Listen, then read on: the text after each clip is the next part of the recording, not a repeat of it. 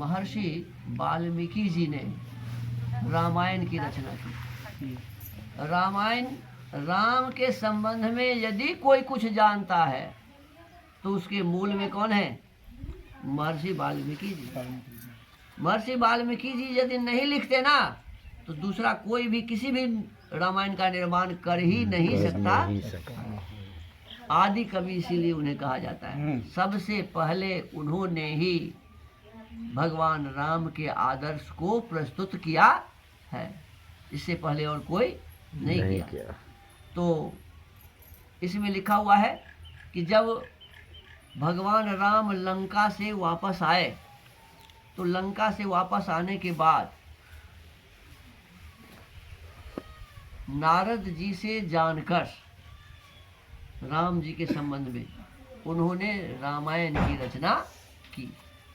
ऐसा इसमें चतुर्थ सर्ग है, बाल कांड का चौथा सर्ग है।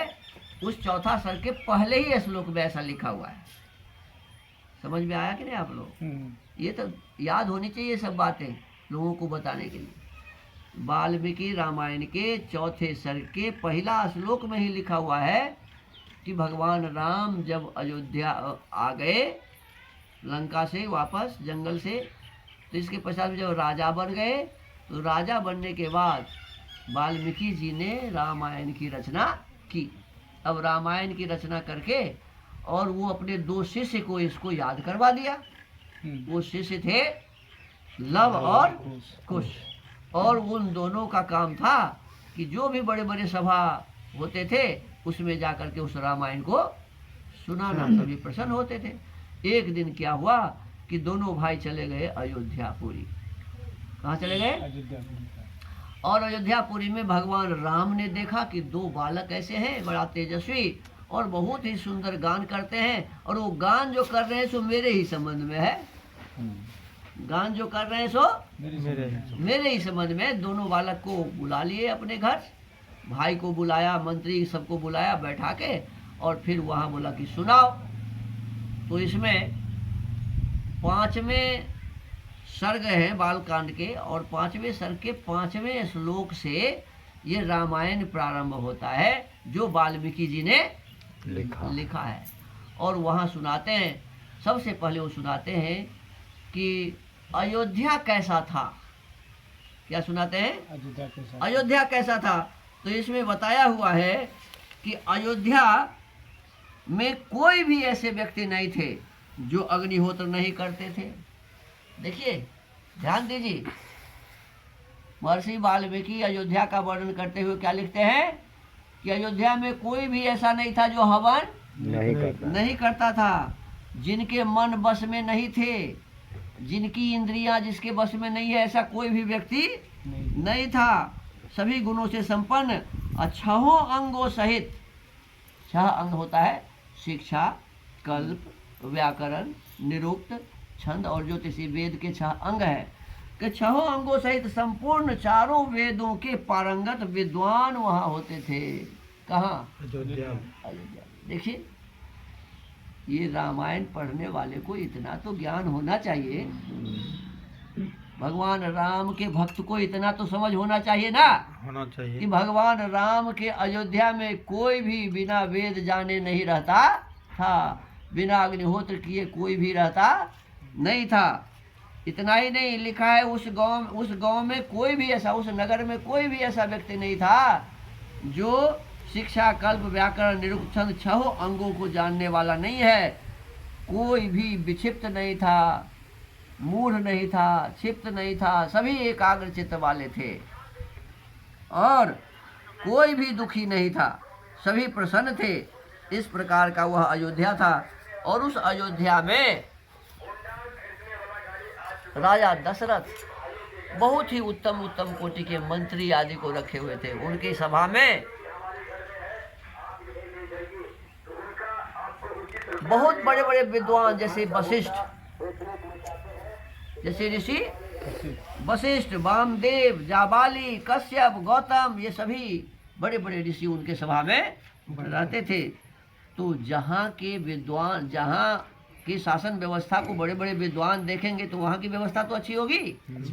इसीलिए वहाँ दैहिक दैविक भौतिक किसी प्रकार के ताप किसी को नहीं था। 8वां अध्याय अभी आठवां सर्ग बालकांड का भी चल रहा है। हम सभी कल पढ़े थे कि राजा दशरथ का वह जो राज्य था, उस राज्य में जो सुमंत्र नाम के एक मंत्री थे, उस मंत्री को उन्होंने कहा कि देखो मेरे पुत्र नहीं हैं, मेरे पुत्र नहीं हैं, और यज्ञ करने से पुत्र की प्राप्ति होती है, यज्ञ करने से पुत्र की प्राप्ति होती है। तो मेरे मन में भावना हुआ है कि मैं अश्वमेध यज्ञ करूं, और इसलिए आप करें, ऐसा करें कि जितने भी हमारे देश में हमारे समाज में बड़े बड़े विद्वान हैं वेदों के, उन्हें बुलाइए। कहते हैं तब शीघ्रता पूर्वक पराक्रम प्रकट करने वाले सुमंत तुरंत जाकर उन समस्त वेद विद्या के पारंगत मुनियों को वहां बुलाया। कहाँ?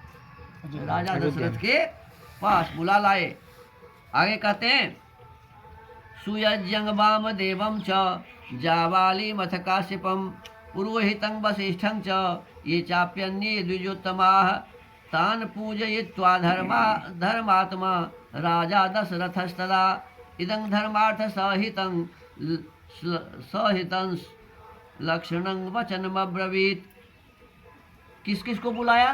तो नाम लिखा है सुयज्ञ, वामदेव, जाबाली, काश्यप, कुल पुरोहित वशिष्ठ तथा और भी जिनके नाम इसमें नहीं भी लिखे हुए हैं, और वेद के जो विद्वान थे और भी जो श्रेष्ठ ब्राह्मण थे, उन सब की पूजा करके धर्मात्मा राजा दशरथ ने धर्म और अर्थ से युक्त यह मधुर वचन कहा। सभी को आदर सत्कार करने के बाद उन्होंने कहा मम लालप्यमानस्य सुतार्थं नास्ति वै सुखम तदर्थं है मेधेन यक्ष्यामीति मतिर्मम। महर्षियों, मैं सदा पुत्र के लिए विलाप करता रहता हूँ। जिनके पुत्र न हो और आयु बड़ी हो गई हो तो बड़ा दुख होता है, कष्ट होता है। तो उन्होंने साफ साफ कहा कि मुझे पुत्र नहीं है, इसीलिए मैं बहुत दुखी हूँ, विलाप करता रहता हूँ। उसके बिना इस राज्य आदि से मुझे सुख नहीं मिलता। सब कुछ मेरे पास है, फिर भी मुझे सुख नहीं मिलता। अतः मैंने यह निश्चय किया है कि मैं पुत्र प्राप्ति के लिए अश्वमेध द्वारा भगवान का यजन करूं। भगवान का यजन करूं माने भक्ति करूं, भगवान की भक्ति करूं, भगवान का की पूजा करूं।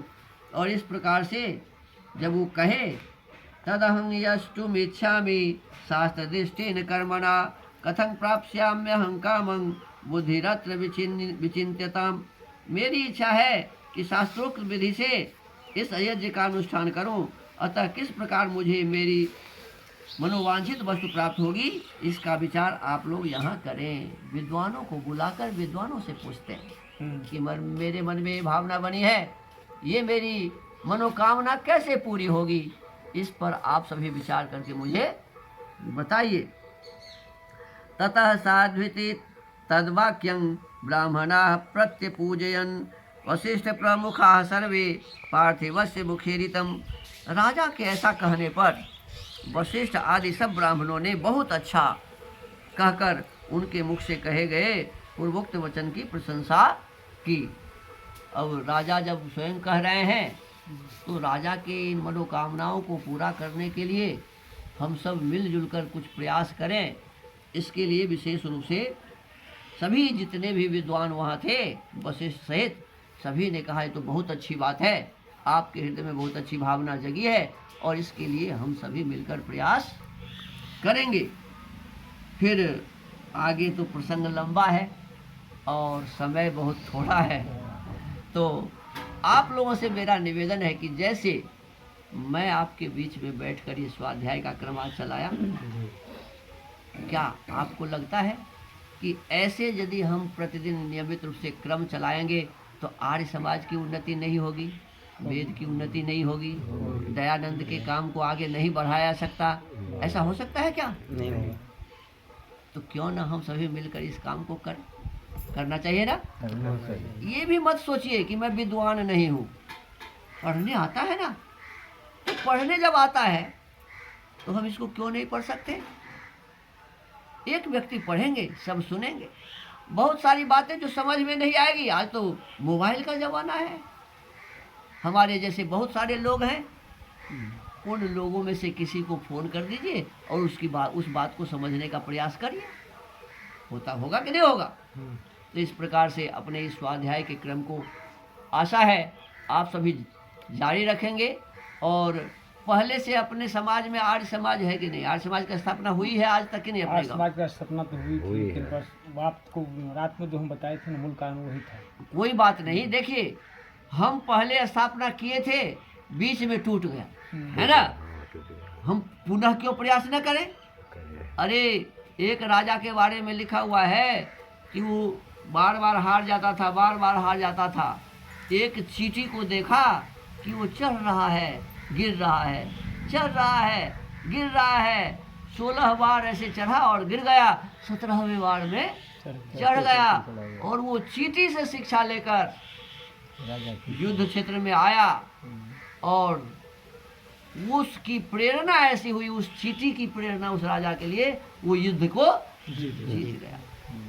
ऐसे ही बहुत सारे विद्यार्थी होते हैं, 2 बार 4 बार फेल हो जाते हैं, फिर पास होने के लिए परीक्षा देते हैं कि नहीं देते? तो हम आप आर्य समाज को आगे बढ़ाने के लिए आर्य समाज की स्थापना पुनः करें, इसमें क्या हर्जा है? कोई हर्जा नहीं होनी चाहिए, है ना? हम लोग आर्य समाज की स्थापना करें और आर्य समाज के माध्यम से प्रतिदिन ऐसा एक समय कोई ऐसा बना लीजिए आप लोग और बैठिए, सब दिन काम होना चाहिए। घोड़ा को यदि सब दिन न फेरा जाए तो रन में काम देगा? हैं? नहीं देगा। ऐसे विद्या भी वही है, अभ्यास का चीज है। विद्या यदि प्रतिदिन अभ्यास होता रहे तो काम का है, नहीं तो बहुत अधिक पढ़े लिखे व्यक्ति भी ठीक से पढ़ा नहीं सकते, है ना? तो इस विद्या को प्रतिदिन आप फेरते रहिए। इसके लिए आप नियमित रूप से मेरे निवेदन को मानिए और आने वाले समय में अपने गांव में आर्य समाज का एक बहुत बढ़िया संगठन हो जाए। संगठन अभी बना रहे हैं और इस प्रकार से हम लोग अपने इस गांव को बढ़िया से आगे बढ़ाएंगे। इसी के साथ आज के सत्संग में विराम करते हैं। ओम।